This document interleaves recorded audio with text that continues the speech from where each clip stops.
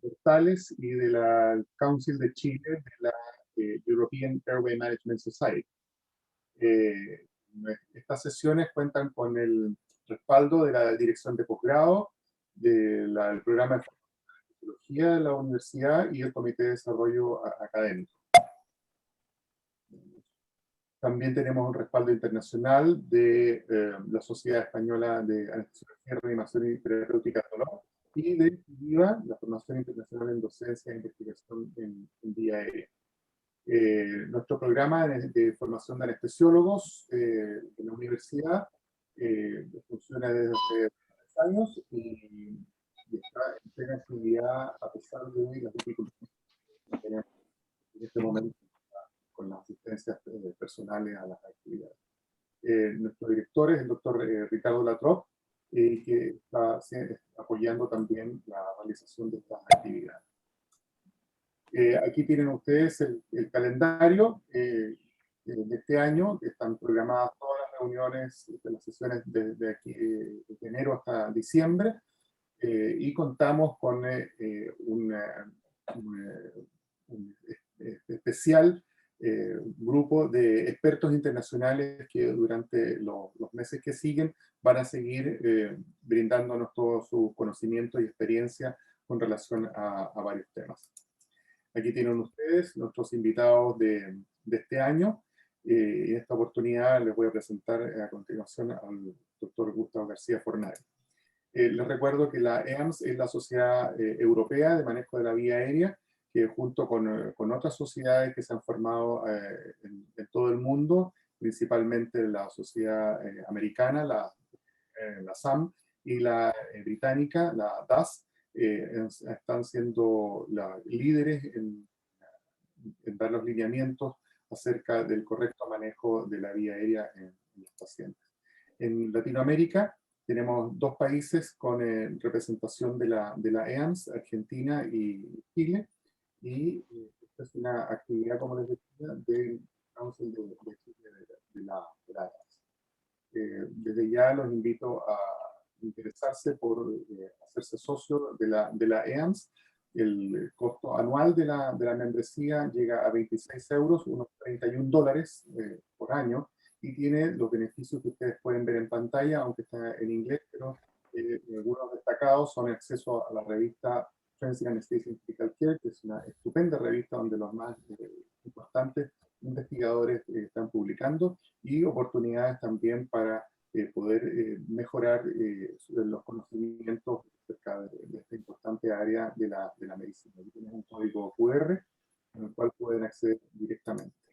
Y para quienes no han podido acceder a las sesiones anteriores, tenemos nuestra página de YouTube, donde están puestas en línea las sesiones anteriores, desde la primera hasta la tercera, el mes pasado, con el doctor Felipe Urdaneta, y pueden acceder a través de este código QR también muy fácilmente. A continuación, quiero dejarlos con el doctor Gustavo García Fornari. Él es el médico graduado de la Universidad de Buenos Aires y especialista también en anestesiología de la misma universidad. Desde el año 2012 hasta abril del año antepasado se desempeñó como jefe del servicio de anestesia del Hospital Italiano de Buenos Aires, liderando el proyecto de informatización del mismo, la acreditación del Joint Commission International, el comité de sedación, participando en el comité de privilegios y colaborando en la optimización del proceso quirúrgico. Actualmente se desempeña como director de la carrera de médico especialista en anestesiología de la misma universidad, sede Hospital Italiano, y es profesor asociado de la Universidad Hospital Italiano de Buenos Aires. Participó en numerosos congresos nacionales e internacionales y como director de cursos presenciales y virtuales. Él dirige el curso internacional universitario de manejo de la vía aérea. Este año, en noviembre, va por su 14ª versión. Y es un programa extraordinario el que todos los años se realiza en ese curso. Desde abril del 2019 hasta la fecha, se desempeña como jefe del departamento de cirugía del mismo hospital Italiano de Buenos Aires, conformado por los servicios de anestesia, cirugía general, plástica, reparadora, ginecología y otros servicios más. En esta ocasión tengo el privilegio de estar con ustedes al doctor Gustavo García Fornari en el tema muy interesante que dice relación con la preparación del paciente para la intubación. Así que muchas gracias, doctor García Fornari, y toda la pantalla es suya. Hola Ricardo, muchas gracias. Muchas gracias por la invitación. Realmente me parece un curso fantástico, cómo lo has logrado y cómo lo has armado, y poder contar con la posibilidad de tener todo este tiempo como para hablar del tema que nos atañe, ¿no?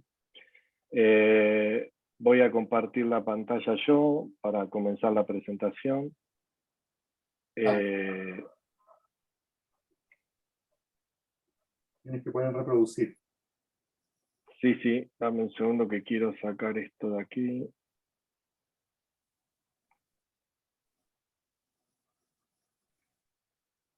Creo que ahí se ve bien, ¿no? Perfecto. Bueno, entonces vamos a dar comienzo a la charla. Le pedí al doctor Ricardo un poquito más de tiempo. Nos vamos a tratar de desplayar todo, todo lo necesario como para abarcar este tema que es tan lindo para todos los anestesiólogos, y ojalá que en algún momento también sea para otros no anestesiólogos que puedan acceder a la intubación del paciente despierto. Como les decía, y ya me hizo la presentación, no me voy a detener en esto, y también comentarles que no tengo ningún tipo de conflicto de intereses con ninguna empresa, así que vamos a poder hablar de todos los dispositivos y equipamiento sin tener ningún tipo de conflicto de interés. El Hospital Italiano es un hospital muy grande que está en Buenos Aires, Argentina. Tiene más de 160 años de vida, nos hemos modernizado bastante. En el mes de mayo vamos a ver si podemos inaugurar, pandemia mediante, una nueva planta quirúrgica que cuenta con más de 32 quirófanos, muy modernos para cirugía de poca complejidad. Y realmente estamos muy motivados con esto porque son unos quirófanos muy modernos que hemos podido lograr, y espero que en algún momento se los pueda compartir o que nos puedan visitar. Actualmente los quirófanos de alta complejidad, por suerte, podemos contar con la modernidad que nos da toda la conectividad y las pantallas, y esto nos va a servir cuando les pueda mostrar cómo prepararnos dentro del quirófano para una intubación del paciente despierto. Es importante también, cuando nosotros planificamos nuestra intubación, cómo va a estar la correcta colocación de todos los equipos dentro del quirófano, y nos vamos a detener en nuestra distribución y en nuestra unidad de trabajo, que necesita actualmente contar con diferentes equipamientos, bombas y una ficha anestésica electrónica que nosotros hemos desarrollado muy completa en el hospital con la ayuda de varios equipos internacionales, pero es muy importante poder tener todo el equipamiento a mano dentro del quirófano, y en eso nos vamos a detener luego. ¿Cómo lo vamos a distribuir la charla? Bueno, vamos a tratar de pasar por todos estos puntos. Indicaciones, contraindicaciones, lo que les decía de la estrategia y planificación. Vamos a ver si es necesaria una profilaxis de aspiración, si es importante secar la vía aérea con antihialagos de los pacientes, si es importante usar vasoconstrictores, la oxigenación del paciente, que es un punto muy importante, la anestesia tópica, vamos a ver si es necesario los bloqueos regionales, la sedación, y si nos queda tiempo, y espero que así sea, poder ver un caso clínico para completar todo esto y ver realmente cómo lo podemos hacer y qué podemos tomar de cada uno de los puntos. Perdona, Tato, sí. Porque quisiéramos presentar unas preguntas para el auditorio. Ok. Empiece tu exposición, que es muy importante. Ok. ¿Puedes mostrarlas?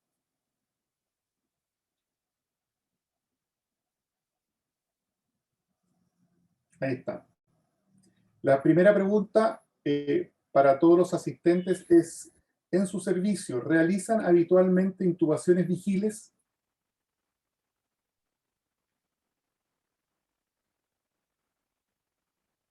Ahí están votando, ya de los 83 participantes que tenemos, ya han votado más de 50, 60, el porcentaje va casi del 80%.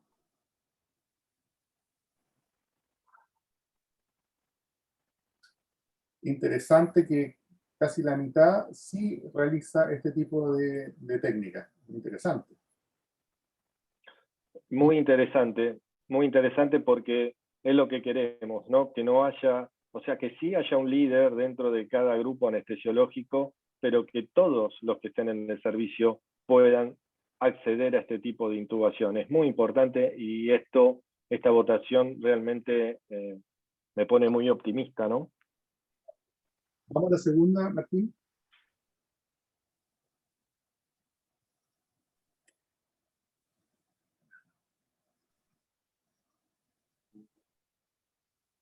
La segunda pregunta es, en caso de realizarlas, ¿qué dispositivos utilizan?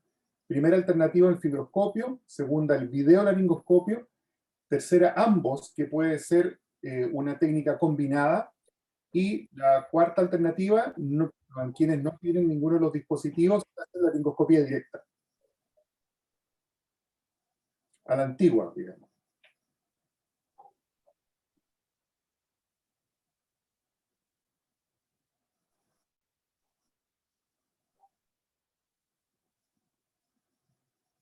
Muy bien. Ya vamos casi al más del 70% de respuestas.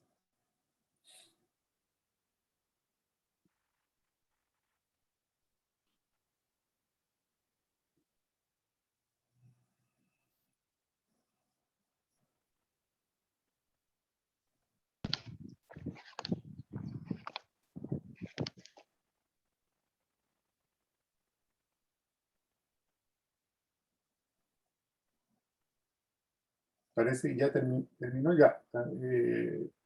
Entonces, tenemos aquí, yo creo que es importante, también me parece notable que mucha gente utilice ambos dispositivos. No sé qué opinas tú, Tato. Interesantísimo, interesantísimo, porque es lo que vamos a tratar ahora, ¿no?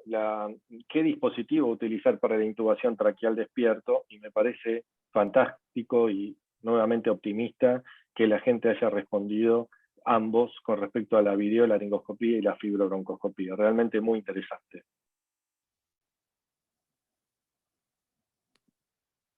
Sacamos esta...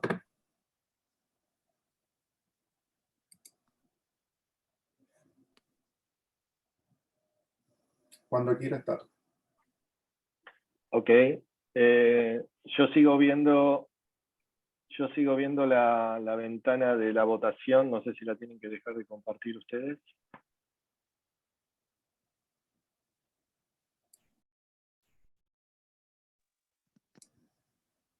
Listo, ya la saqué. Ok, bueno, entonces debo ser yo que la tengo que sacar.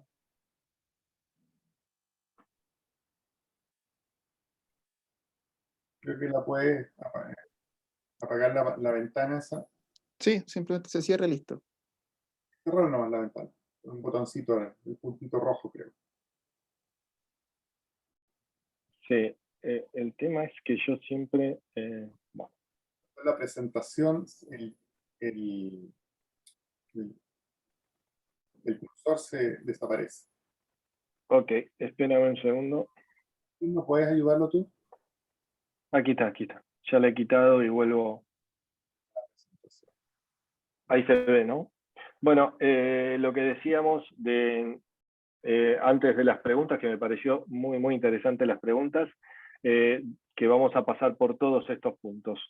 Lo otro es que toda la charla va a estar guiada por el grado de evidencia y ustedes van a ver en cada apreciación el grado de evidencia que tiene cada una de las afirmaciones, y solamente a modo de recordarles, ponerle esta imagen, que seguramente ustedes la saben, pero bueno, solamente a manera de recordarlo.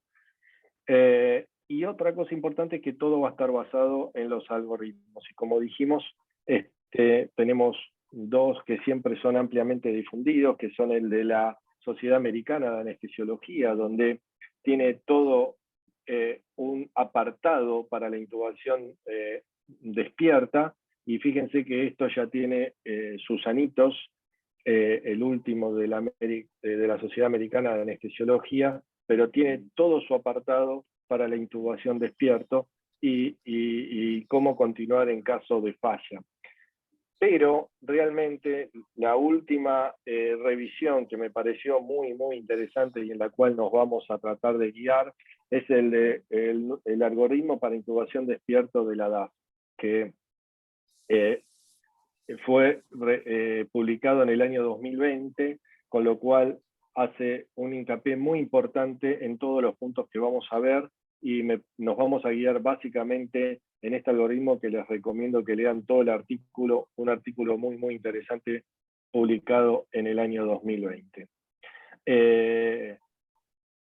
Con este cuadro nosotros podemos resumir y tener una ayuda a memoria muy interesante de cuáles son todos los puntos que vamos a desarrollar en toda la charla.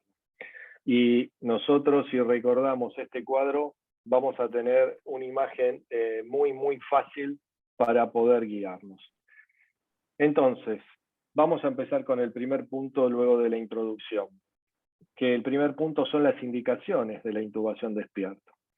Entonces, si nosotros vemos que el paciente tiene una historia de intubación difícil, que tiene un grado de evidencia muy alto, poder interrogar al paciente y preguntar sobre los antecedentes de intubación difícil, de ahí en más todos tienen cierto grado de evidencia de mayor a menor. Los traumatismos, el examen de la vía aérea, y hay dos puntos que me parecen súper interesantes y que después los vamos a desarrollar más, que son la dificultad anticipada para ventilar con máscara facial y la dificultad para colocar un dispositivo extraglótico, en el cual también nos va a ayudar en el caso de no poder intubar y no poder ventilar. El riesgo de aspiración severo, la insuficiencia respiratoria o hemodinámica también son importantes y nosotros podríamos utilizar, y después vamos a ver apartados de este tema particularmente. Entonces, solo para mostrarles unas imágenes, nosotros tenemos pacientes que con el examen físico obviamente vamos a pensar en hacer una intubación despierto. Y de estos ejemplos, si ustedes tienen un servicio de cirugía de cabeza y cuello, cirugía otorrinolaringológica, obviamente van a ver estos pacientes habitualmente. Y son pacientes que al simple examen físico yo voy a pensar en una intubación despierto y no poner a este paciente bajo anestesia general y poder elegir la vía de acceso. Pero hay pacientes que no nos están diciendo de esta manera tan rotunda, hagan una intubación difícil. Y ahí es donde nosotros tenemos que pensar a pensar cuáles serían, qué cosas nos van a llevar a esto. Y los dos puntos que creo yo muy, muy importante en esto es tener la incidencia de una intubación con máscara facial, que puede ser difícil, o la incidencia de una colocación de un dispositivo extraglótico, que también puede ser difícil. Y acá la evidencia nos dice que no es despreciable, es un porcentaje bastante importante, con lo cual cuando nosotros queremos dormir a un paciente tenemos que pensar en el riesgo que tenemos de no poder ventilarlo. Obviamente ustedes habrán escuchado la charla de Domenech y seguramente muchos de los que están aquí participando saben que con el advenimiento de los relajantes musculares y que los hacemos rápidamente para poder ventilar mejor al paciente, esto puede cambiar. Pero nosotros tenemos que tener presente que podemos tener dificultades en ventilar un paciente con una máscara facial, o colocar un dispositivo extraglótico puede ser difícil. Con lo cual eso también nos va a llevar a decidir en esos pacientes que no nos están diciendo, como las imágenes que le mostré antes, y tenemos esos grises, poder tomar la decisión. Entonces, ¿cuál es la definición de una dificultad para poner una máscara facial? Para poder ventilar al paciente. Y ahí lo que tenemos es que nos puede faltar el sellado, que fuga el gas o que tenemos una resistencia. Entonces, ¿cómo podemos saber previamente que nos va a pasar esto? Bueno, hay un trabajo muy interesante que si nosotros tenemos 2 de estos predictores que nos dice Ketterpad, tenemos un grado de evidencia C para tener una máscara facial dificultosa en la ventilación, con lo cual es muy importante que esto se lo agreguemos a nuestra visita anestésica previa, más allá de evaluar si le vamos a poder colocar el tubo en la tráquea, evaluar si lo vamos a poder ventilar con una máscara facial. Y eso nos va a llevar a decidir si vamos a hacer una intubación traqueal despierto o vamos a dormir a nuestros pacientes. Con respecto a las contraindicaciones, la contraindicación fundamental es la negativa del paciente. Si nosotros tuvimos ya una intubación difícil y ese paciente tuvo un disconfort, seguramente se va a negar a tener una nueva intubación con el paciente despierto. O si nosotros no tenemos una buena relación con el paciente, con lo cual es muy, muy, muy importante tener este tipo de entrevista previa, hablarle al paciente y poder llegar a que no se niegue y explicarle todos los beneficios que puede tener una intubación despierta. Si el paciente es combativo, si el paciente tiene un retardo mental, si está intoxicado en una guardia y nosotros queremos intubarlo despierto, realmente no vamos a tener el éxito deseado, con lo cual eso también es importante. Es una contraindicación relativa de la intubación, pero es muy importante tenerlo en cuenta. Y si el paciente tiene una alergia documentada a los anestésicos locales, también es muy importante, porque van a ver que en el transcurso de la charla la topicalización con anestésicos locales es de una importancia fundamental. El punto 3, la estrategia y la planificación, fundamental. Y acá volvemos a repetir el tema. La visita anestésica previa, hacer una excelente evaluación de la vía aérea y de la ventilación con máscara facial, tener un plan principal y un plan alternativo, describirle la técnica al paciente, contar con un consentimiento informado adecuado, describirle la técnica a todos los colaboradores, no solamente que nosotros sepamos, sino que tengamos la gente que nos ayude toda capacitada dentro del quirófano.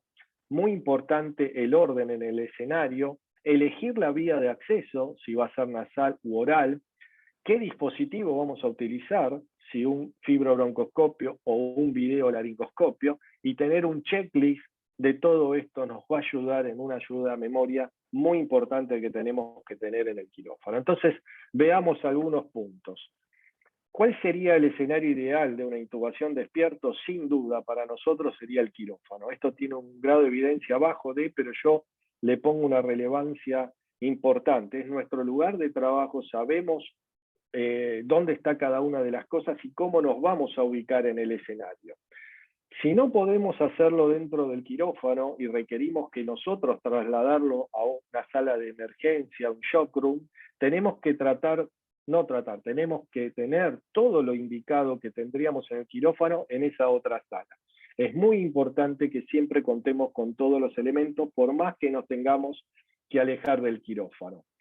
¿Cuáles serían los monitoreos que tenemos que tener un paciente despierto? Los que ustedes saben, pero ya fíjense que agregan la monitorización del CO2 expirado a través de la cánula de oxigenación.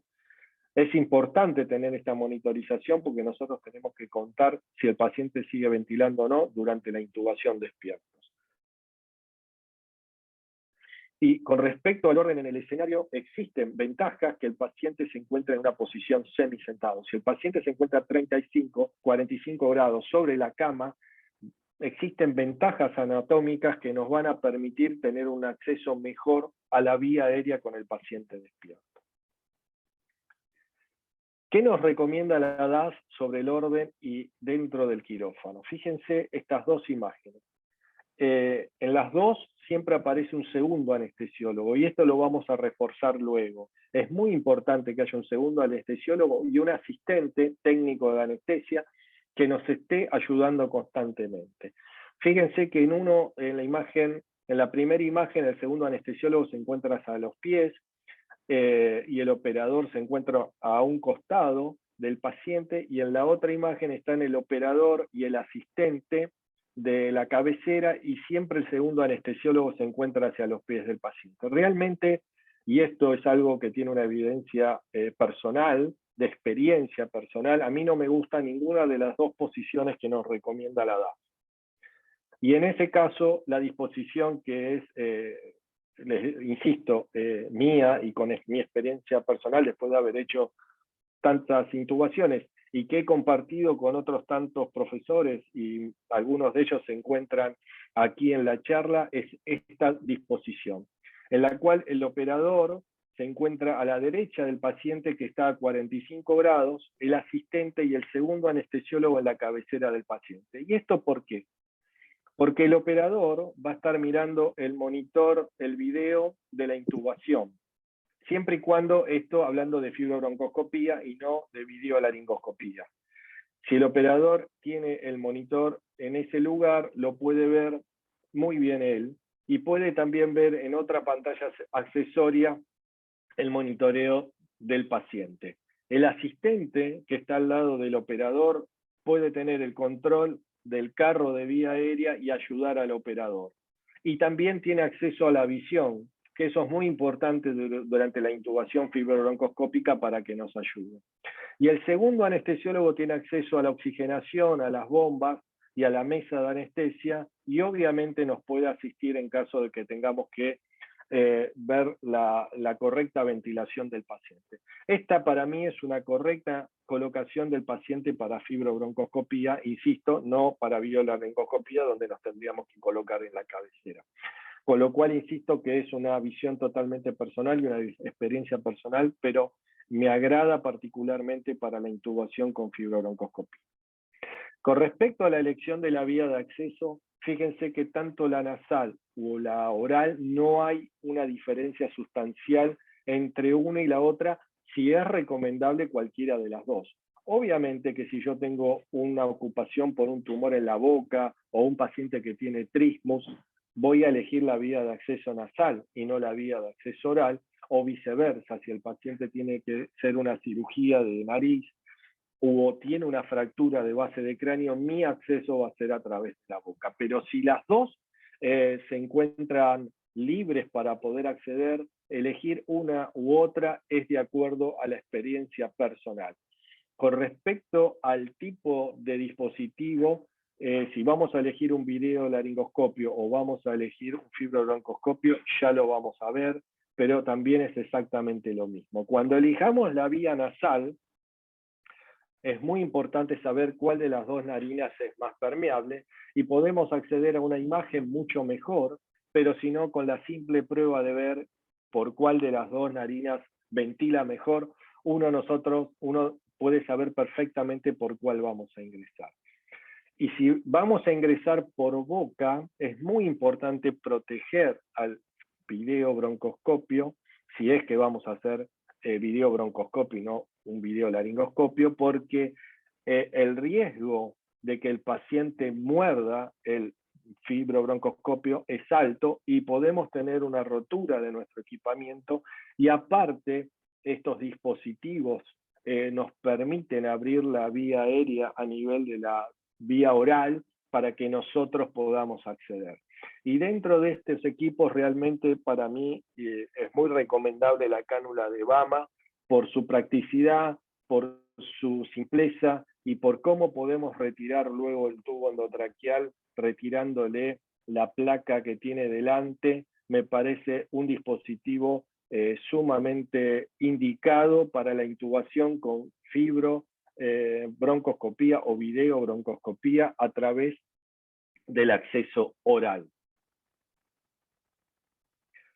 Con respecto a la elección del dispositivo, insisto, y esto fue la respuesta que dieron ustedes al comienzo y que me pareció muy productiva, no hay evidencia que uno sea mejor que el otro. Podemos utilizar tanto la intubación despierto con un videolaringoscopio como una intubación despierto con un video laringoscopio, y esto tiene ya un grado de evidencia A, realmente muy interesante. También, si nosotros hacemos una adecuada topicalización de la vía aérea superior, se puede poner un dispositivo extraglótico, un DEX, de manera muy adecuada con el paciente despierto para poder luego pasar nuestro video broncoscopio a través de él, en lugar de utilizar las cánulas que vimos anteriormente. Y esto también ya está publicado y tiene un grado de evidencia alto. Y otra cosa muy interesante, si vamos a utilizar un video broncoscopio, es que la utilización de un video broncoscopio descartable, que a nosotros siempre, por la textura que tiene el descartable, pensamos que no tenía la misma tasa de éxitos que un video broncoscopio reutilizable. Los trabajos nos dicen que se puede utilizar uno y otro de manera casi indistinta, que tiene la misma tasa de éxito. Así que con respecto a la elección del dispositivo, podemos elegir entre todo esto que les digo, sabiendo ya que la evidencia nos dice que podemos utilizar cualquiera de ellos. Con respecto al tubo endotraqueal que vamos a utilizar, si vamos a ingresar con fibrobroncoscopio, si vamos a hacer una intubación traqueal despierto con un fibrobroncoscopio, es muy importante el tamaño que vamos a elegir.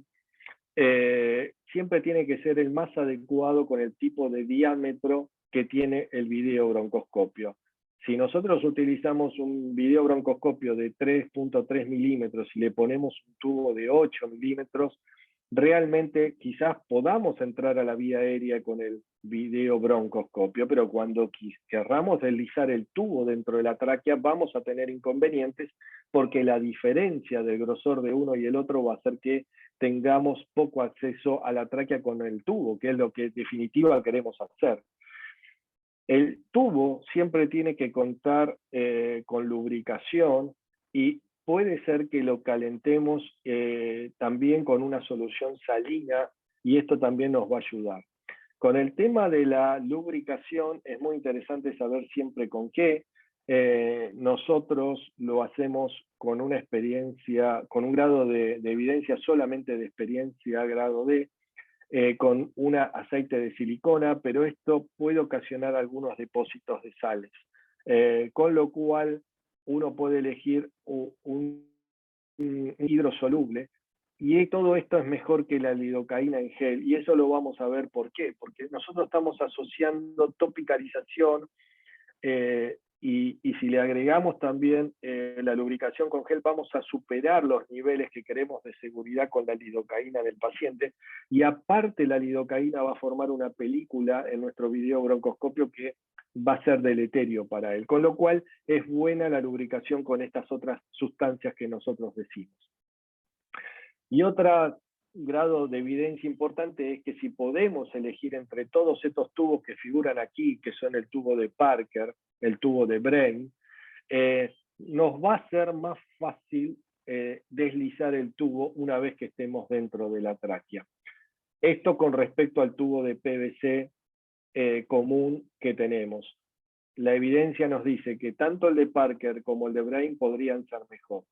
Entonces, recordar que cuando elegimos el tubo, poder elegir alguno de estos otros tubos, e inclusive el tubo anillado, el tubo armado o espiralado, como se dice aquí en Argentina, también la punta tiene cierta flexibilidad y el tubo se desliza mejor en la tráquea a través de un videobroncoscopio. Con lo cual, cuando podamos elegir cualquiera de estos tres tubos que les muestro con respecto al de PVC común, obviamente son más caros y uno debería ver bien este tema del costo, pero son más indicados para poder deslizar el tubo.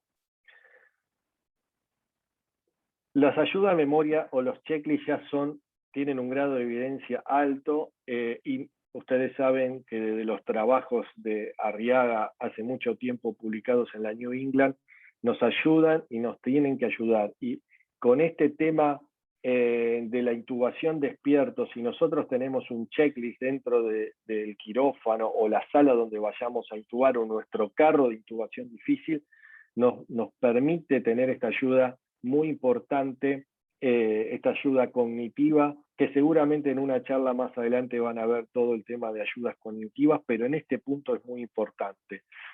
Y con respecto a este tipo de intubación traqueal despierto, recuerden que la sedación, la topicalización, la oxigenación y la performance o rendimiento que tenemos con los distintos procesos de la intubación son nuestra ayuda a memoria fundamental. Por eso la DAS nos recuerda que con esta palabra stop uno puede tener esta ayuda a memoria, este checklist de todo lo que tenemos que hacer en la intubación traqueal despierta. Fíjense que la S de sedación la ponen en minúscula porque podemos utilizarla o no podemos utilizar la sedación. Por eso está en minúscula, pero la importancia de la topicalización, la oxigenación y toda la performance que tenemos para la intubación despierto es muy importante a la hora de nuestra ayuda a memoria para poder llegar a la intubación traqueal despierto. Otro punto muy importante es distinguir y ver que nuestro tubo está en la tráquea. Insisto con esto, no es solamente ver con el videolaringoscopio o ver con el videobroncoscopio la tráquea, sino asegurarnos que el tubo termine dentro de la tráquea. Y fíjense que la tasa de no colocar el tubo en la tráquea, y en este caso en el esófago, sigue siendo una tasa alta del 2.3 con fibrobroncoscopio y del 4.9 con videolaringoscopio.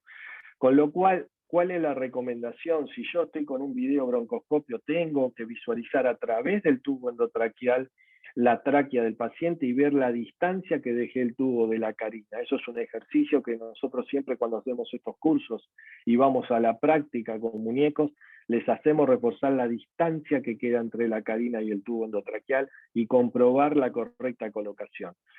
Y si vamos a hacer la videolaringoscopía, ver pasar el tubo a través de las cuerdas vocales es un punto muy importante. Y obviamente la que nos da un grado alto de evidencia es tener la capnografía al final de la intubación. Siempre conecten el tubo endotraqueal al capnógrafo y hasta que no obtengan la curva de capnografía no den por finalizado el caso. Y ahí nos quedamos tranquilos que sacamos el videolaringoscopio o sacamos el fibrobroncoscopio y nuestro paciente está correctamente intubado. Punto 4. Profilaxis de aspiración. Si nosotros vamos a realizar una intubación traqueal despierta, el paciente tiene que estar adecuadamente en ayunas. Esto tiene un grado de evidencia pero el paciente debería estar en ayunas. ¿Por qué? Porque la posibilidad de regurgitación existe y nosotros encima estamos haciendo topicalización y estamos haciendo bloqueos del paciente en los cuales podemos hacer que esa regurgitación pase a la tráquea, con lo cual lo mejor es que el paciente esté en ayuno. Ahora bien, si nosotros así todo tenemos, si el paciente no está ayunado y tenemos que hacer así todo la intubación traqueal despierto, podemos hacer algunas cosas. Primero, hacer una ecografía gástrica y ver el contenido gástrico que tiene el paciente, o poder hacer diferentes combinaciones de medicamentos que pueden ayudar el vaciado gástrico o cambiar el pH de ese contenido, y cuando hagamos los diferentes tipos de topicalización, tratar de preservar en alguna medida que el paciente pueda prevenir la aspiración de ese contenido gástrico en caso de que el paciente regurgite. Anticialagogos, o sea, secar la vía aérea. Fíjense que la evidencia actual nos dice que no es obligatorio el uso de los anticialagogos. Y que aparte, obviamente, puede, como todo medicamento, tener unas consecuencias clínicas indeseables. Ahora bien, por más que no estén recomendados o no tengan un grado de evidencia alto la recomendación, secar la vía aérea facilita la absorción de los anestésicos locales donde nosotros queremos colocar el anestésico local. Si nosotros vamos a hacer una intubación traqueal despierto con fibrobroncoscopio, la visión mejora ostensiblemente cuando no tenemos un lago de saliva dentro de la cavidad oral, con lo cual en estos casos poder hacer un anticialagogo previo es muy importante. ¿Y cuáles serían los anticialagogos? Bueno, en este cuadro que nos muestra la DAS, pueden tener los diferentes tipos de anticialagogos, las diferentes vías de administración, tanto intramuscular como intravenosa, cuál es el tiempo que deberíamos esperar y cuál es la duración con las complicaciones.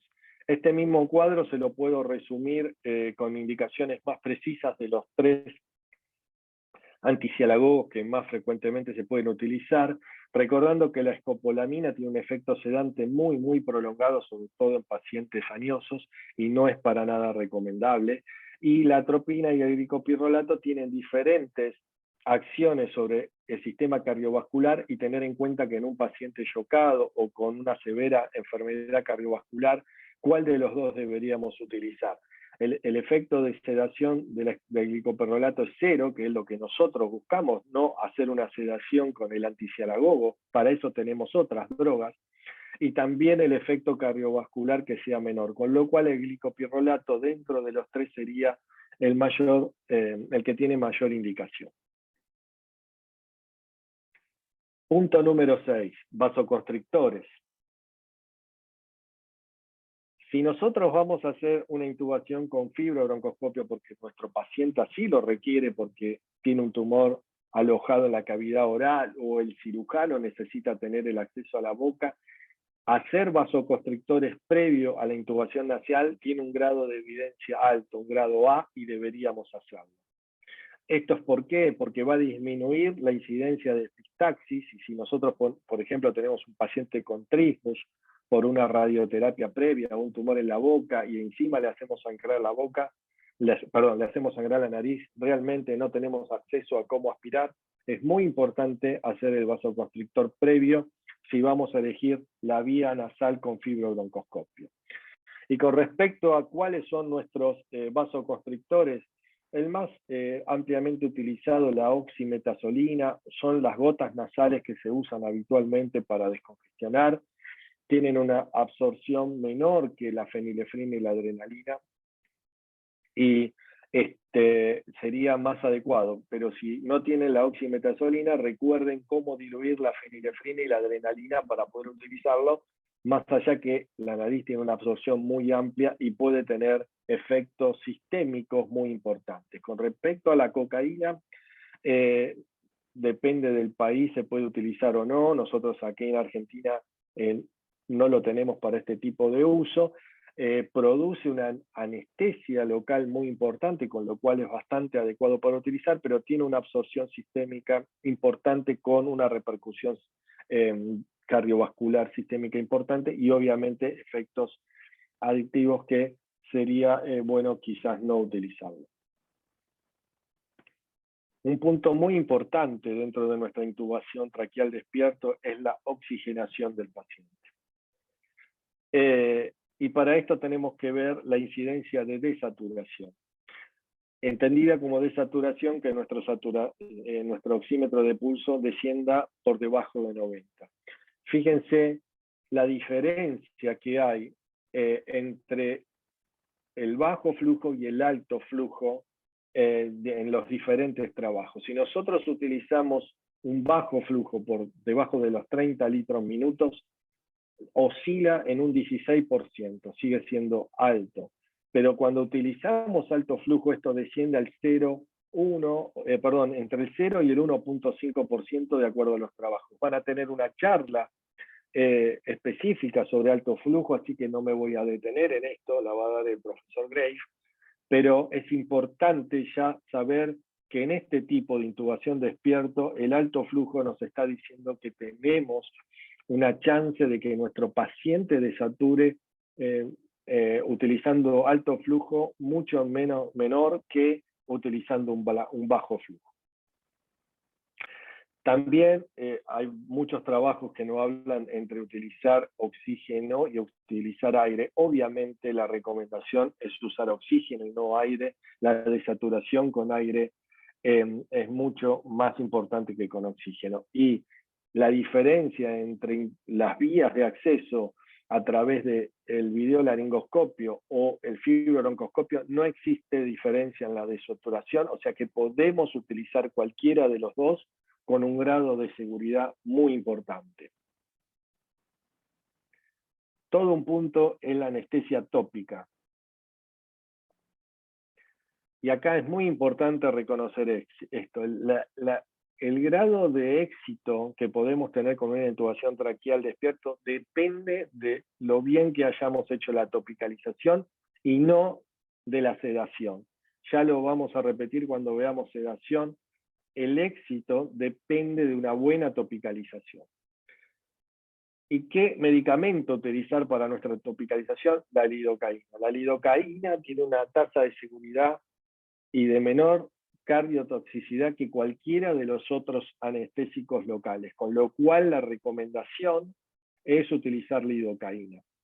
Y es importante no exceder la dosis tóxica, recordando siempre este esquema de 9 miligramos de kilo de peso de lidocaína como dosis máxima.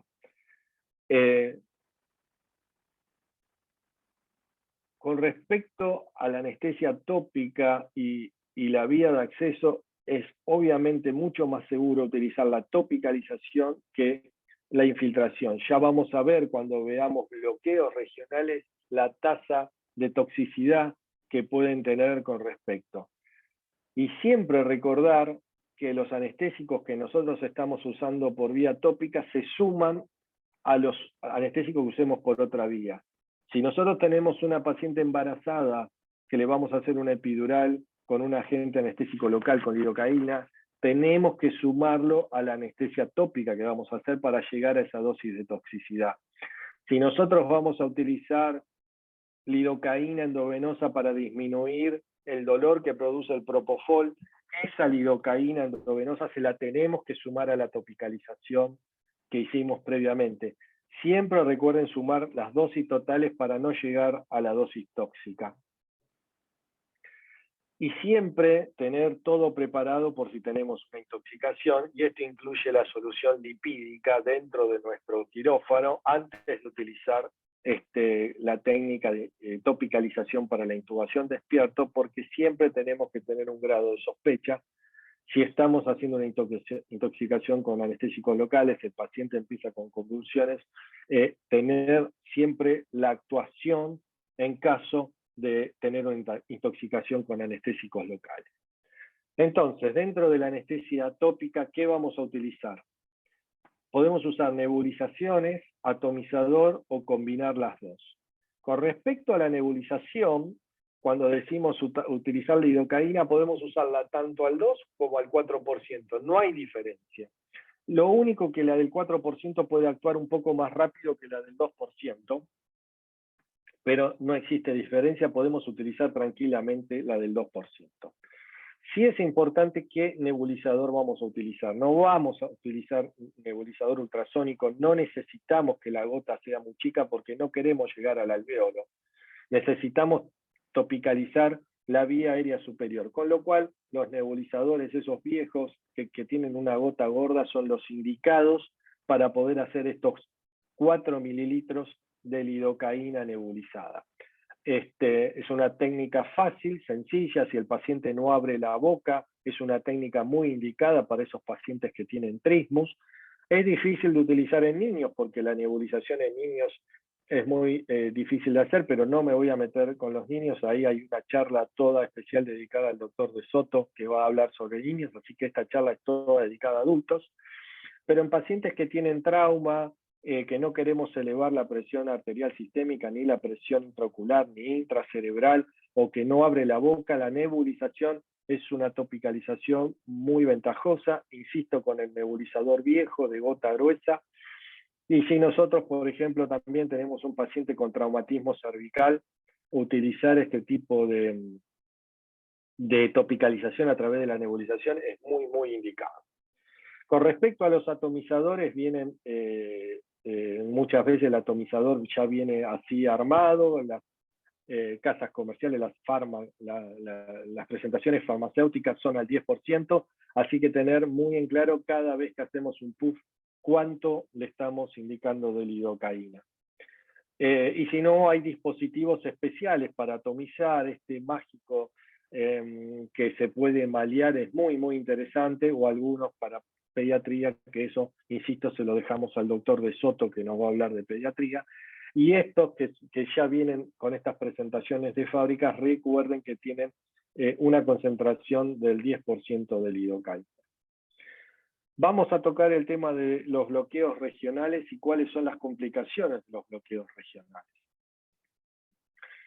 Con respecto al del glosofaringeo y el laringeo superior, que después los vamos a describir, fíjense que el grado de toxicidad sistémica es muy alto y por eso la recomendación de hacerlo tiene que ser por expertos en hacer este tipo de bloqueos, que tengan la experiencia en hacerlo, porque si no el grado de intoxicación o directamente de inyección y tener una convulsión por inyección en los vasos grandes del cuello del anestésico local es muy alta, con lo cual el grado de evidencia nos dice que debería quedar solamente para expertos este tipo de técnica. Así todo lo vamos a describir rápidamente para que ustedes los recuerden. Si nosotros tenemos que recordar cómo es la anatomía de la vía aérea y ver qué es lo que vamos a bloquear en cada una. Si nosotros vamos a entrar por nariz, recordar que esa inervación va a estar dada principalmente a través del trigémino, luego en la boca el glosofaringio y más ya caudalmente el nervio vago. Entonces, si nosotros queremos entrar con nuestro paciente porque la vía de acceso así lo dice que debemos hacerlo por nariz, debemos recordar esta inervación anatómica de los diferentes ramas de los nervios y el ganglio esfenopalatino. Y esta una muy buena técnica para poder desarrollar es hacerlo a través de hisopos. Ahora que los hisopos están tan de moda y que cada uno de nosotros hemos recibido ya unos cuantos hisopados para ingresar al quirófano o demás, recordar que estos hisopos también en esta posición nos puede tener un acceso importante al bloqueo de la nariz. Obviamente es molesto, ustedes si ya tuvieron que hacerse algún hisopado, cuando le meten la primera vez en el hisopo producen lagrimeo, dolor y demás, pero si nosotros lo embebemos con lidocaína estos hisopos y los dejamos colocados en esta posición que figura en la imagen, los dejamos colocados unos minutos, los retiramos y los volvemos a colocar, luego de haber hecho nuestro vasoconstrictor en la narina que hemos elegido, nos da una analgesia muy adecuada para poder ingresar con nuestro video broncoscopio a través de la narina que hayamos elegido. Aquí algunas imágenes de pacientes que tenemos que tuvimos que acceder a través de la nariz y le hemos colocado los hisopos. Si no contamos con hisopos, se puede colocar una torunda embebida con el anestésico local y apelotonarla bien profundamente, pero fíjense cómo este paciente está con el ceño fruncido, molesta bastante más que los hisopos hacer esto, y si no tenemos ni uno ni lo otro, la camisa de un Avocat, de un catéter de teflón venoso, si sacamos la parte metálica también lo podemos usar para inyectar el anestésico local. Es bastante más molesto recibir ese puff dentro de la nariz, pero bueno, también es una técnica que se puede emplear. Dijimos el glosofaringio, importante el bloqueo del glosofaringio, sobre todo para disminuir el dolor y las arcadas. Pero recordemos, insistimos con la toxicidad que puede tener este tipo de bloqueos del anestésico local. Tenemos dos maneras de hacerlo, por vía anterior y posterior. La vía anterior con un bajalengua o un laringoscopio, luego que hicimos un puff para que el paciente se deje poner bajalenguas o el laringoscopio, y en esa canaleta que se forma podemos inyectar 2 mililitros de cada lado del anestésico local, o si lo hacemos por vía posterior tenemos que ir un poco más profundo, correr la lengua y meternos por detrás del pilar amigdalino con una aguja que puede ser una aguja de Raki doblada en la punta 45 grados. Recordar siempre aspirar, porque por ahí discurre la carótida y es muy importante esa toxicidad que podemos tener si inyectamos 2 mililitros en la carótida de anestésico local. Si nosotros nos preparamos para hacer este bloqueo, tenemos que tener el bajalengua, como dijimos, topicar la boca con el spray para evitar la arcada cuando le coloquemos el bajalengua, y poder doblar la aguja de Raki esos 45 grados para poder inyectar al paciente. Fíjense que esta paciente, cuando ustedes la ven, no parece que tuviese una dificultad.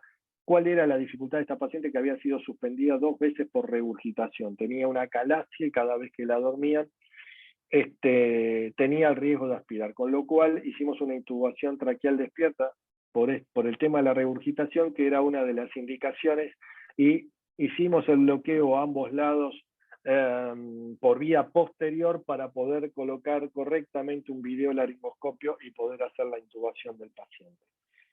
Es una técnica adecuada, pero insisto con el tema de la toxicidad que puede tener. El bloqueo del laringio superior, hay que identificar anatómicamente el dioides, el tiroide y la muesca tiroidea, y recordar también que por aquí discurren vasos y es también importante el tema de la toxicidad. Nosotros desplazamos el dioide hacia el lado donde queremos hacer la punción y podemos inyectar y hacer un buen bloqueo del laringio superior, recordando las complicaciones que puede tener. Y otras 2 técnicas importantes con respecto a la anestesia de la vía aérea superior es la anestesia transtraqueal y el SEIGO o Spray As You Go. Con respecto a la anestesia transtraqueal, uno debe identificar la membrana cricotiroidea, pero también existe el riesgo de poder hacer un hematoma. Por más que la membrana es avascularizada, uno puede tener un hematoma en el sitio de punción y con las complicaciones que tenemos. Pero bueno, si uno decide hacer esta anestesia transtraqueal, hacer un pequeño abón en la piel y luego utilizar un Avocat, un catéter de teflón, el más pequeño, y solamente dejar la camisa del teflón para que cuando el paciente tosa, la parte metálica no perfore la parte posterior de la tráquea, es muy importante. Cuando el paciente tose, porque va a toser cuando le inyectemos los 3-4 mililitros de lidocaína, produce un spray dentro de la tráquea que topicaliza toda la vía aérea inferior, que es lo que nosotros estamos buscando. Otra técnica de poder llegar a la vía aérea inferior es el SEIGO o Spray As You Go, y esto lo hacemos a través del canal de trabajo del videobroncoscopio. No está indicado hacerlo de manera directa por el canal de trabajo, y esto es por 2 razones. Una, porque si nosotros inyectamos el anestésico local a través del canal de trabajo, se va tapando el canal de trabajo. Y otro es porque al ser grueso, nosotros no podemos dirigir el anestésico local a donde queremos llevar el anestésico local. Entonces, para evitar esto, utilizamos un catéter epidural de 16G, pero recuerden que el catéter epidural tiene 3 orificios distales, uno distal y otros 2 laterales, lo que hace que el anestésico salga para todos lados. Entonces, antes de empezar nuestro procedimiento, por encima del último orificio lateral, le hacemos el corte para que nos quede solamente un orificio distal. Luego pasamos este catéter a través del canal de trabajo y obviamente esperamos que salga por la parte distal del videobroncoscopio, y ahí está nuestro catéter seccionado con el único orificio distal. Luego comenzamos la técnica introduciendo el catéter dentro del videobroncoscopio y le pedimos a nuestro asistente que avance el catéter o lo retire de acuerdo a dónde estamos en la vía aérea. Y entonces lo que logramos es esto, es poder llegar a la vía aérea inferior con el catéter y topicalizar de manera directa sobre las cuerdas vocales la porción subglótica o toda la tráquea, para que cuando descendamos el tubo el paciente tenga un confort adecuado. Esto también pertenece al orden en el escenario, y queremos que cuando nuestro asistente avance o introduzca el catéter dentro del videobroncoscopio o inyecte o deje de inyectar, tenemos que tener ese orden en el escenario muy importante y esa comunicación con nuestro asistente. Sedación, todo un punto. el paciente puede estar totalmente despierto sin sedación y si yo hice una adecuada topicalización no voy a necesitar la sedación. Y por eso insisto que la DAS ahora nos dice que la parte de stop, la S está en minúscula porque podemos o no utilizar la sedación. Ahora, cuando nosotros realizamos una intubación traqueal despierto, con la sedación vamos a reducir la ansiedad, el malestar y demás, con lo cual ¿es adecuado utilizar sedación? Sí, pero ¿qué? Siempre y cuando la sedación no ponga en riesgo la ventilación del paciente. Nosotros no podemos suplir una inadecuada topicalización de la vía aérea aumentando la sedación. Estamos haciendo mal las cosas y poniendo en riesgo al paciente. Entonces, es importante hacer una adecuada topicalización y la sedación es solamente para darle confort al paciente y no para ponerlo en riesgo con una insuficiencia respiratoria, una apnea, por una inadecuada sedación que estamos haciendo para suplir una inadecuada topicalización. ¿Qué medicamentos podemos utilizar? Bueno, dentro de las benzodiazepinas, opiáceos, hipnóticos intravenosos, tenemos una lista amplia y aquí se las dejo para que ustedes la vean, le saquen fotos, lo que quieran, de los diferentes tipos de medicamentos que podemos utilizar y cómo los podemos utilizar. La vía por TCI o de Target Control es muy importante y ahí tienen las dosis recomendadas tanto de remifentanilo como de propofol. Los bolos de midazolam, tener en cuenta y después los vamos a ver particularmente en algunos casos de intubación traqueal despierto que pueden ser muy complicados con una apnea importante del paciente. Y después tenemos todo una recomendación sobre dexmedetomidina. Realmente la dex es un anestésico, es un sedante intravenoso muy adecuado para este tipo de procedimientos porque nos da una seguridad en la respiración muy adecuada con un confort del paciente.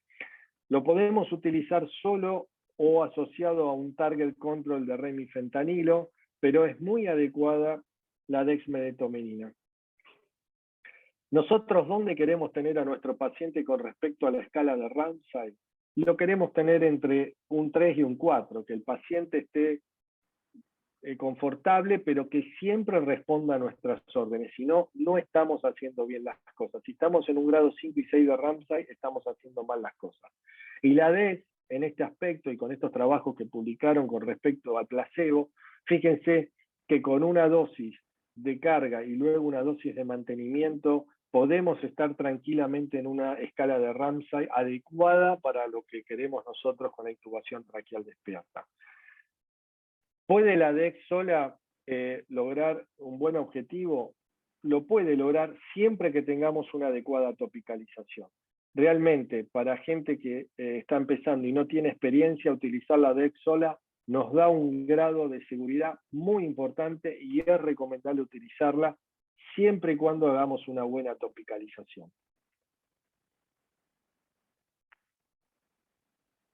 Aquí está la respuesta a la pregunta que nos da una adecuada sedación siempre y cuando tengamos muy buena topicalización y con un grado de obstrucción y seguridad muy altos.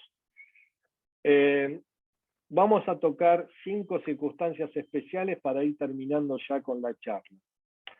En el paciente crítico. En el paciente crítico tenemos que tener extremado cuidado con la sedación. Es un paciente que tiene una reserva muy baja, con lo cual hay que evitar todo tipo de aumento de la sedación porque tiene una reserva fisiológica muy baja. Tiene un mayor riesgo de toxicidad sistémica, con lo cual uno debe tener una adecuada topicalización. Obviamente, si es un paciente crítico, optimizar la oxigenación, si podemos utilizar un autoflujo mejor. Y si está muy inestable este paciente crítico para ser trasladado a quirófano, si nosotros nos tenemos que trasladar a la unidad coronaria o demás, tenemos que tener todos los elementos que les dije al principio de una adecuada organización en la sala donde nosotros vayamos a ir. Paciente obstétrico. El paciente obstétrico, tener siempre en cuenta que estamos sedando 2 pacientes. Entonces, saber con qué vamos a sedar el paciente para no atravesar la placenta y estar sedando al bebé, y siempre avisarle al neonatólogo de qué es lo que estamos utilizando para sedarlo. Con respecto a la topicalización, recuerden que si ustedes, lo que les dije antes, si estamos haciendo una anestesia epidural y estamos inyectando anestésicos locales, sumamos los anestésicos locales con respecto al que nosotros estamos haciendo para acceder, y tener muy en cuenta eso antes de hacerlo por el tema de la intoxicación con anestésicos locales. Utilizar una adecuada oxigenación y tener en cuenta que si nosotros no podemos acceder a la vía aérea, si tenemos que hacer el último paso, que es el acceso cervical, en una paciente embarazada tiene mayor dificultad de ubicar la membrana cricotiroidea, así que tomarnos el tiempo previo para ubicarla con un ultrasonido, una ecografía, y dejarla marcada la membrana cricotiroidea antes de abordar a nuestro paciente obstétrico. Paciente obeso. Con respecto a la sedación, muy importante qué sedación vamos a utilizar. Si el paciente obeso nos hace una apnea, es difícil recuperarlo, difícil ventilarlo, y acá tenemos que tener mucho cuidado, y sobre todo con las benzodiazepinas. Evitemos las benzodiazepinas en el paciente obeso. Con respecto a la topicalización, tener en cuenta el tema de la toxicidad, una muy buena oxigenación de estos pacientes, si podemos utilizar alto flujo, y con respecto al acceso cervical, lo mismo que en el paciente obstétrico, identificar la membrana cricotiroidea antes por ultrasonido y dejarla marcado, porque en caso de que fallemos y tenemos que ir al cuello, tener la membrana marcada. Con respecto al trauma, importantísimo. Con respecto a la sedación, tenemos un riesgo alto de depresión de estos pacientes. Con respecto a la topicalización, si el paciente está sucio porque tiene un trauma en la vía aérea, limpiar todas las superficies previas antes de topicalizar. Hacer un alto flujo también aquí estaría indicado. Y con respecto a la vía de acceso y la actuación, tener en cuenta que si el paciente tiene un trauma puede tener una fractura de la base del cráneo, y la vía de abordaje nasal no está para nada indicado, y deberíamos tener un abordaje oral. Y con respecto al dispositivo, si el paciente tiene un trauma, tiene sangre, y nosotros vamos a hacer el abordaje oral, el videolaringoscopio en estos pacientes con el paciente despierto estaría mucho más indicado que el de la fibrobroncoscopía en el acceso a nuestra intubación traqueal despierto. Por el contrario, si el paciente tiene un trismus por traumatismo o radioterapia previa, nuestra vía de abordaje va a ser la nasal, y en este caso la intubación traqueal despierto debe ser indicada con fibrobroncoscopio. En este caso la oxigenación es un poco más difícil, porque estamos oxigenando a través del mismo lugar a donde nosotros vamos a ingresar por nariz. Hay que adecuarse a esto. Y con respecto a la sedación y el sangrado de la nariz, tener mucho cuidado, utilizar los vasoconstrictores previos, porque en un paciente que no abre la boca, si sangra la nariz, se puede transformar en una catástrofe. Estos son los 5 puntos que le quería recordar de pacientes especiales. Me faltó uno, el del estridor. Tener en cuenta en estos casos qué tubo vamos a utilizar. Un tubo adecuado, fino, es lo más indicado, si el paciente tiene estridor y tenemos que hacer la intubación traqueal despierto. Y con todo lo demás, obviamente tener mucho cuidado con el tema del tipo de sedación y anestésico local, que no nos haga mayor laringoespasmo a estos pacientes, porque va a ser muy difícil. Último punto es qué pasa si esto falla. Si esto falla, tenemos que parar y pensar, y si paramos y pensamos y podemos posponer, lo posponemos, y si no, y si tenemos que seguir adelante, tener pensado, y como les dije, el acceso cervical de estos pacientes, poder contar con una marcación de la membrana cricotiroidea previa con ultrasonido es muy importante, y siempre, siempre estar preparados con todos los dispositivos por si esto falla y tenemos que ir al cuello. Fíjense que en esta última slide que nos muestra la DAS, nos habla considerar, pararse a pensar y ver hacia dónde vamos. O suspendemos el caso y lo posponemos, o estamos preparados para hacer un acceso cervical. Acá, Ricardo, hemos terminado con toda la presentación y tenemos un caso clínico. No sé si querés que ahora quieran hacer preguntas o podemos presentar el caso como un resumen final.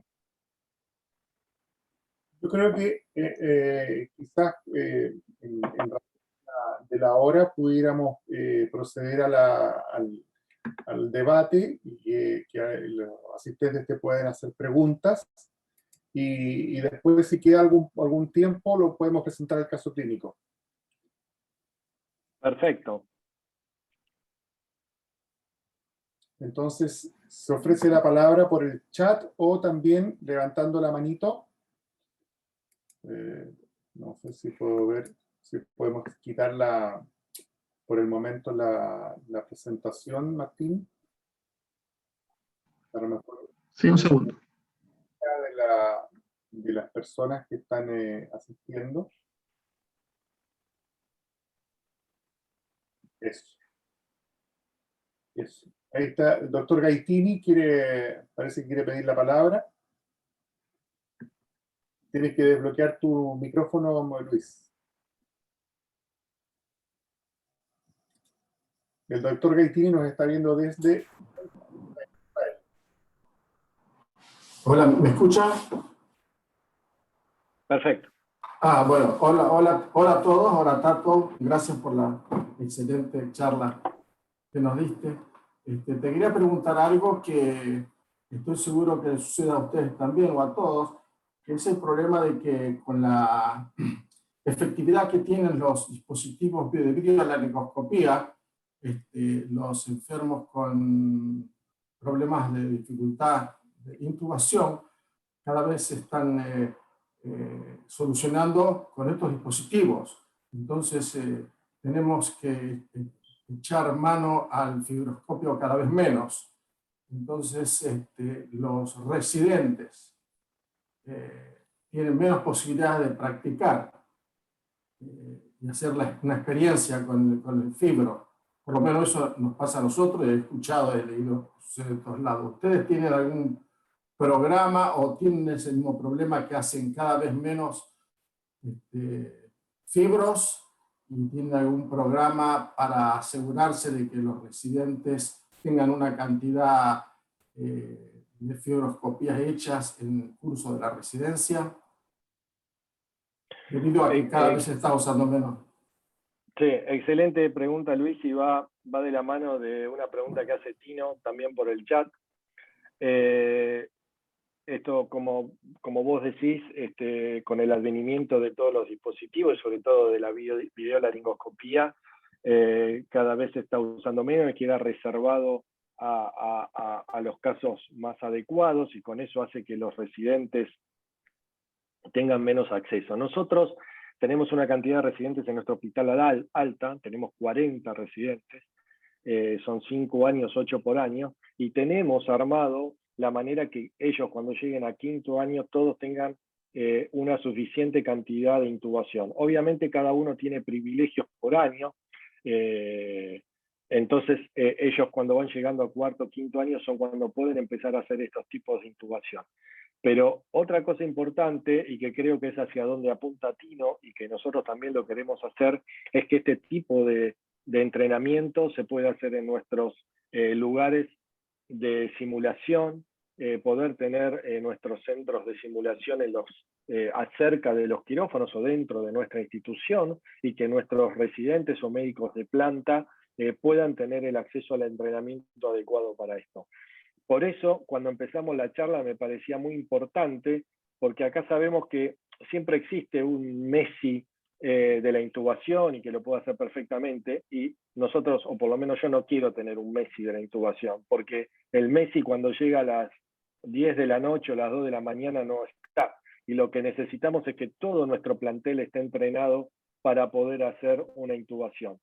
Si no, otra cosa que podemos hacer es tener grupos dedicados dentro de nuestros hospitales que accedan a todo el hospital como una fuerza que vaya a intubar esos pacientes en cualquier lugar del hospital. Nosotros en el nuestro no lo tenemos, pero sí lo que queremos es que toda nuestra gente que está de guardia y todos los días en el hospital pueda tener acceso a eso. ¿Y cómo lo logramos? Teniendo ese entrenamiento que vos decís, y tenemos un programa para que cuando nuestros residentes llegan al 5º año, lleguen con unas 20 intubaciones por fibrobroncoscopio realizadas, y si son 20 intubaciones despiertos, también es una manera muy adecuada de hacerlo, ¿no?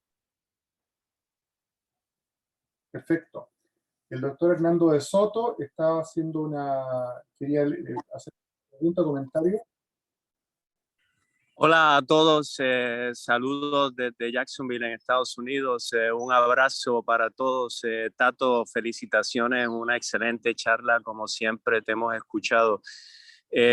Nosotros aquí para manejo de dolor, en términos de tratar de usar casi nunca opioides mientras podamos, hemos vuelto a utilizar mucho la ketamina. Me sorprendió mucho que no la incluyeras dentro de tu tabla de sedación, y entonces yo obviamente, como tú sabes, hago 75-80% de niños y solo como un 20-25% de adultos, pero hago mucha vía aérea.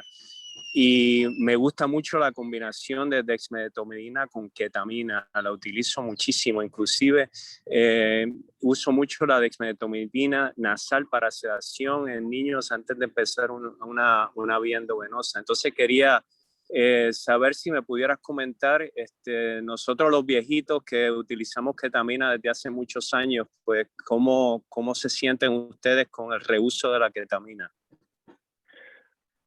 Hola, Hernando, un gusto escucharte tanto tiempo. Excelente tu comentario. Como dije, la charla está dedicada especialmente a adultos, y dejé todo lo que es pediatría porque sé que vos vas a tener una charla excelente dentro de poco. Con respecto a la ketamina, realmente no encontré ningún artículo nuevo cuando hice la revisión para poder incluirlo, y cuando yo mostré el cuadro de la sedación, es el cuadro que, insisto, recomienda la DAS, que lo publicó en el 2020, y fíjate que ahí no incluye ketamina. Si vos me preguntás particularmente, nosotros realmente en nuestro hospital utilizamos muy poco la ketamina. Sí la usa más la gente que hace pediatría, no solamente para intubación despierta, sino para sedar al paciente y utilizarlo como analgesia. Me parece muy bueno tu comentario y tu apreciación, pero realmente no te puedo ayudar porque realmente no encontré nada nuevo sobre ketamina en este tipo de procedimientos, pero sé que vos la utilizás y la utilizás muy, muy adecuadamente, y que nos vas a ilustrar en esto y con las dosis cuando des tu charla, y sobre todo en pediatría. Gracias, Tato, un abrazo. Muy interesante las preguntas con relación a la ketamina, y es también una alternativa posiblemente a pacientes agitados que llegan al servicio de urgencia con una vía aérea difícil, ya sea por trauma u otra causa. Hay una experiencia interesante, muy importante, del grupo de emergenciólogos de Estados Unidos, John Stackles y Laron Mossier, también Scott, que han recomendado el uso de ketamina a modo de sedación para procedimiento, en que el procedimiento es la peroxigenación. Una baja tolerancia a la comida, no se dejan peroxigenar, y la ketamina puede ser una buena alternativa para que estos pacientes se puedan utilizar de manera adecuada, evitar la hipoxemia durante el proceso de intubación. Si alguien tiene alguna otra pregunta, el doctor Guevara nos pregunta qué diferencias, Tato, dice, entre el fibroscopio y el endoscopio, y que si son importantes durante una intubación traqueal despierto. A ver si entiendo bien. Yo lo que entiendo es que pregunta sobre la diferencia entre un fibrobroncoscopio o un videobroncoscopio. Es una, creo que es eso, ¿no? Es un tema técnico. Todas las empresas están migrando a una videobroncoscopía. Los fibros contenían antes unas fibrillas muy finitas, unos pelos que eran los que transmitían la luz. Los videobroncoscopios es una tecnología totalmente nueva, cuentan con una luz de LED, ya no están las microfibrillas dentro de la vaina, con lo cual se rompen menos porque uno no ve esos puntos negros. Entonces es un tema técnico tratar de hablar ahora más sobre videobroncoscopio que fibrobroncoscopio. Es algo solamente muy técnico.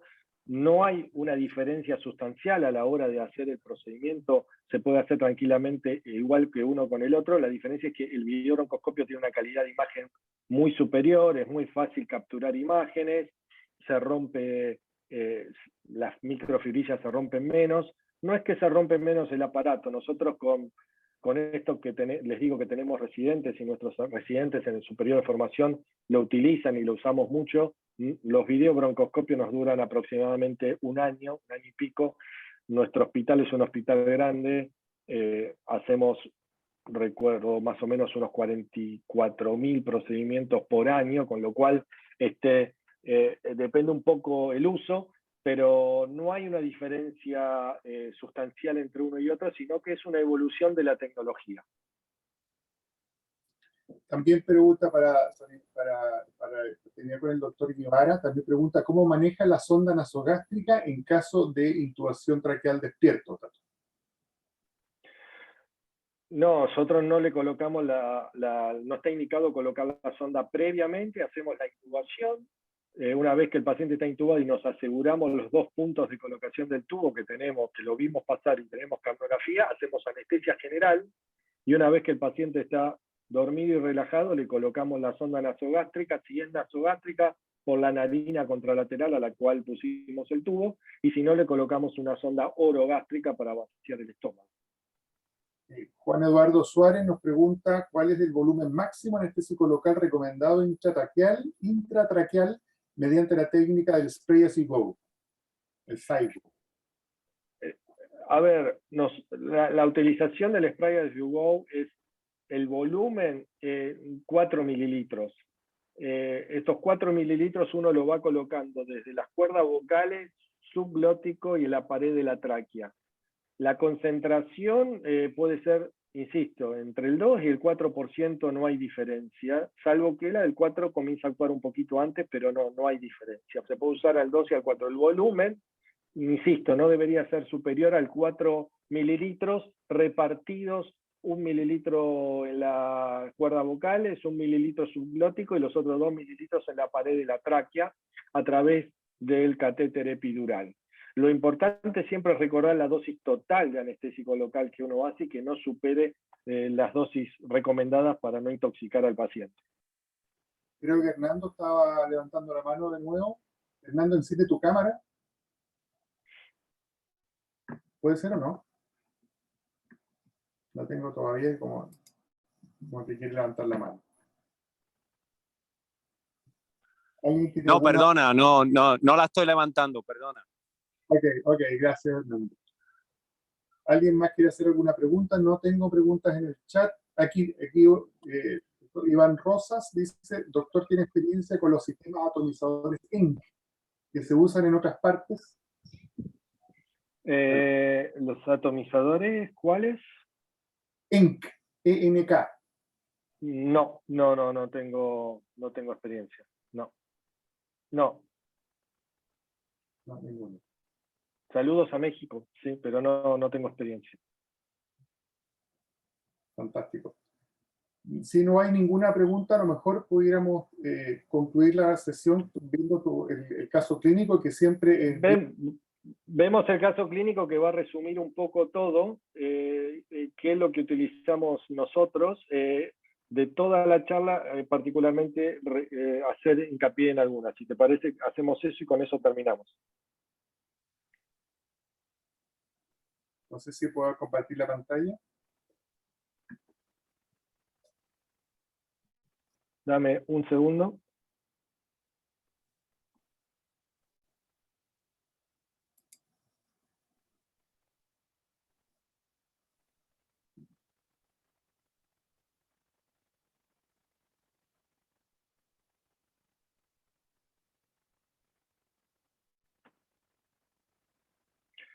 Ahí está, ¿no? Voy a poner reproducir, ahí estamos. Bueno, ¿estamos bien, Ricardo? ¿Se ve bien?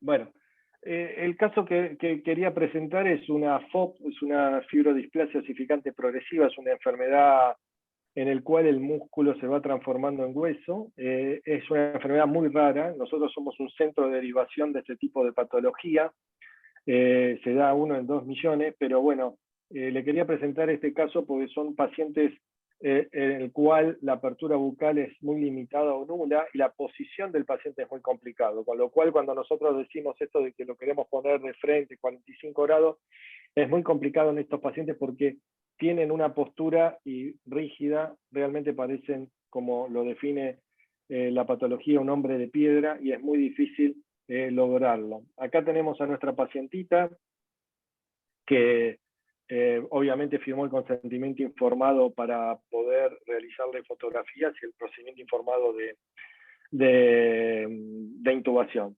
Esta era la apertura bucal que tenía, todo lo que abría la boca.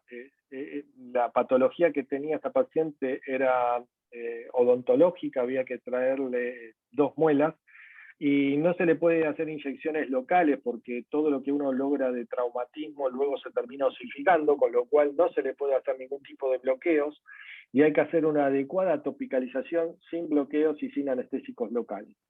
Fíjense la apertura bucal, y cuando queríamos que muerda el labio superior no lo podía hacer, y son pacientes que tienen una capacidad residual funcional extremadamente baja. Fíjense que sin ningún tipo de sedación, la saturación que tenía, con lo cual es muy importante a la hora de sedación qué tipo de sedación le vamos a hacer. Por eso quise poner este ejemplo, porque abarca todas las complicaciones que podemos tener y hacer hincapié en todo lo que vimos en la charla. Con lo cual, lo único que utilizamos en esta paciente fue única dosis de sedación, la dexmedetomidina, que la estábamos usando a 1 microgramo kilo hora en los primeros 10 minutos y después la bajamos a 0,7. La dex está preparada al 0,4%, es una ampolla en 50 mililitros. Utilizamos glicopirrolato para poder secar las secreciones a la dosis de 0,2 miligramos que les dije antes, y como vamos a entrar por nariz, necesitamos hacer vasoconstricción. Elegimos la narina por la cual notábamos que podíamos tener mejor acceso, y utilizamos la oximetazolina como el agente para reducir la epistaxis y poder tener una adecuada vasoconstricción. Y luego utilizamos la técnica de los hisopos, utilizamos 2 hisopos largos, y en este caso habíamos utilizado lidocaína al 4%, embebemos los hisopos y se lo colocamos al paciente luego de haber colocado el vasoconstrictor. Primero el vasoconstrictor, luego los hisopos para que no nos sangre y para que se absorba más rápidamente el anestésico local. Preparamos nuestro equipo, este es un video broncoscopio, un tubo espiralado adecuado, del tamaño adecuado, el más fino que le podemos colocar a estos pacientes para poder traumatizar lo menos posible, nuestro catéter epidural, una hoja de bisturí para poder cortar el catéter epidural como les había dicho, y los 4 mililitros de anestesia al 2% que ahí lo ven cargado en la jeringa. Terminamos de preparar todo, pasamos nuestro catéter por el canal de trabajo y ya dejamos montada nuestra jeringa con la lidocaína al 2%, 4 mililitros para hacer el SAIGO. Nuestro carro de vía aérea totalmente preparado y todo armado por si tenemos alguna complicación, tenerlo dentro de nuestro quirófano para poder hacerlo. Y aquí tenemos la posición del paciente, fíjense la posición dentro del quirófano. La posición dentro del quirófano, cómo está la anestesióloga que nos ayuda, muy importante en estos tipos de pacientes siempre tener el anestesiólogo que nos ayuda en la cabecera. en este caso lo estoy haciendo yo, y el asistente, el técnico de anestesia detrás, con la visión adecuada para todos los monitores. Una vez que dijimos que habíamos hecho la anestesia tópica en la nariz, después, anteriormente la vasoconstricción, y con la sedación con desmedetomidina, vamos identificando las diferentes estructuras y el ayudante va inyectando el anestésico local y, fíjense, la anestesióloga en la cabecera colaborando y viendo las diferentes etapas, las cuerdas vocales, la subglótica, la tráquea, embebiendo todo y pasando el tubo endotraqueal adecuado dentro de la vía aérea. El que está detrás del anestesiólogo es el residente que estaba en ese momento en ese quirófano, que en este caso no está haciendo él el procedimiento, pero insisto, cuando llegan a 5º año tratamos de que todos los residentes superiores tengan 20 intubaciones traqueales despiertas para que estén capacitados y cuando terminen la residencia lo puedan tener. Ahí estamos hablando con la paciente, lo estábamos oxigenando a través de una máscara de ventilación con fibro, siempre la oxigenación es fundamental, y el descenso del tubo tiene que ser lo menos traumático posible, porque insisto, estos tipos de pacientes, cualquier traumatismo que tenemos es muy importante. El descenso es complicado porque tienen un espacio muy estrecho, pero hay que elegir el tubo adecuado, porque, insisto con esto, no es solamente ver, sino descender el tubo, ¿no? Ahí lo que estamos tratando es de tomar la distancia que nos queda entre la caerina y el tubo, y siempre chequear que el paciente tenga la distancia adecuada entre la caerina y el tubo, y retiramos el tubo para que no tener una intubación bronquial. Una vez que chequeamos eso, hablamos con el paciente, le explicamos, la paciente estaba muy... con la DEX solamente y una adecuada topicación, fíjense que estaba muy adecuado, y terminamos por hacerle la anestesia general al paciente. Bueno, solamente decirle que en nuestro hospital podemos recibir también rotantes, estamos hablando fuera de la pandemia, les pido disculpas, como escuché decir a un diputado aquí en Argentina, estamos viviendo una pandemia mundial, con lo cual es muy difícil poder recibirlos ahora, pero fuera de esto podemos recibir en nuestro lugar y tener una adecuada participación de todos, ¿no? Así que, bueno, Ricardo, muchas gracias nuevamente por la participación, un gusto, y espero que les haya servido, ¿no? Gracias a ti, Gustavo. Ha sido realmente una jornada extraordinaria, una presentación completísima, y creo que el caso clínico que nos has presentado nos ha mostrado en la práctica todo lo que tú nos has visto en la teoría, en la primera parte de la intervención. Siempre es importante poder que los asistentes participen. Si tenemos un par de minutos más, podemos hacer algunas preguntas. O camino.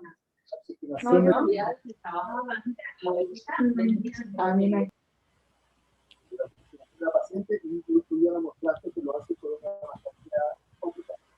Van todos los centros hay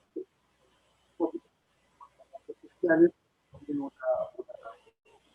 normalmente, es decir, el sistema respiratorio, el codito, ¿cierto? En esa zona tiene el diafragma y tiene una conexión lateral que conecta con el sistema respiratorio. Entonces, si nosotros no tenemos esa mascarilla, quizás pudiéramos hacer alguna, no sé si ustedes tienen algún elemento distinto que nos pudieras contar.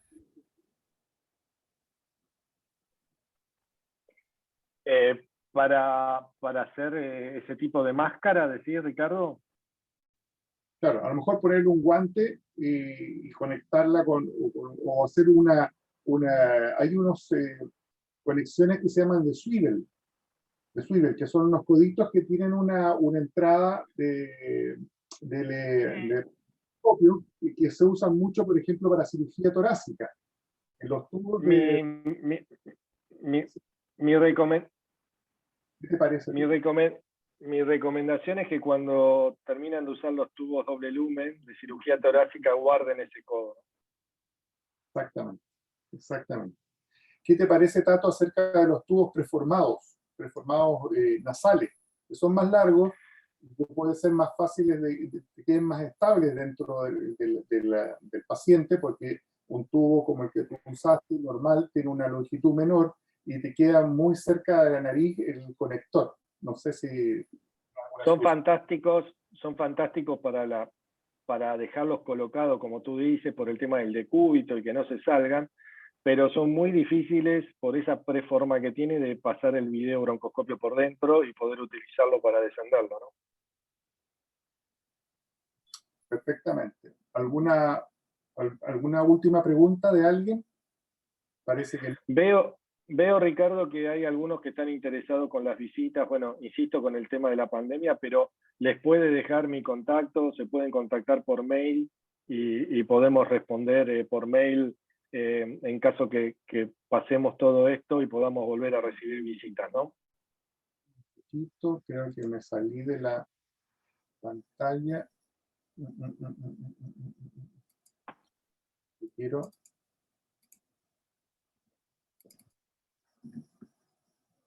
No sé por qué no puedo compartir. A ver. Esto. Quiero compartir. Esto. Wow. No sé si se ve lo que quiero compartir. Esto. Parece que no. No. No se ve. No sé por qué no quiero repetir de nuevo que estas charlas, así como las anteriores, van a estar publicadas en nuestro sitio de YouTube. Pero no sé por qué no puedo... A ver, ahí puede ser, a ver. No sé si está ahí está compartiendo algo. Ahí está, ahí puede ser. Compartir. Eso. Aquí está nuestra página de YouTube. ¿Se ve bien o no? Sí, perfecto. Ok. Sí. Las sesiones anteriores. Esta es la cuarta y ustedes a través de este código QR pueden acceder directamente a la página de YouTube. Próximamente va a estar publicada esta charla del doctor García Fornari, por supuesto con su consentimiento. Sí, va a ser un gusto. Y ahí si quieres ponerle mi mail para que se contacten, ningún problema. Yo te agradezco nuevamente, gracias a todos, fue una charla muy linda. Creo que le hemos dedicado 1 hora y media a este tema dentro de la vía aérea fascinante y lo hemos actualizado bastante. Y bueno, gracias a todos por participar, fueron varios, y por participar con las preguntas. Realmente antes esto lo hacíamos estando todos juntos, esperemos volver a hacerlo. Muchas gracias a ti, Tato, gracias a todos los interesados. Un abrazo. Gracias, Tato, gracias, Ricardo. Fin de semana. Chao, Brando, gracias, saludos a todos, a la familia. Adiós. Chao. Adiós, chao. Felicitaciones a todos. Y a Ricardo por esta excelente organización. Gracias. Doctor Jaime Guevara. Hay varios amigos que están aquí conectados. Sebastián.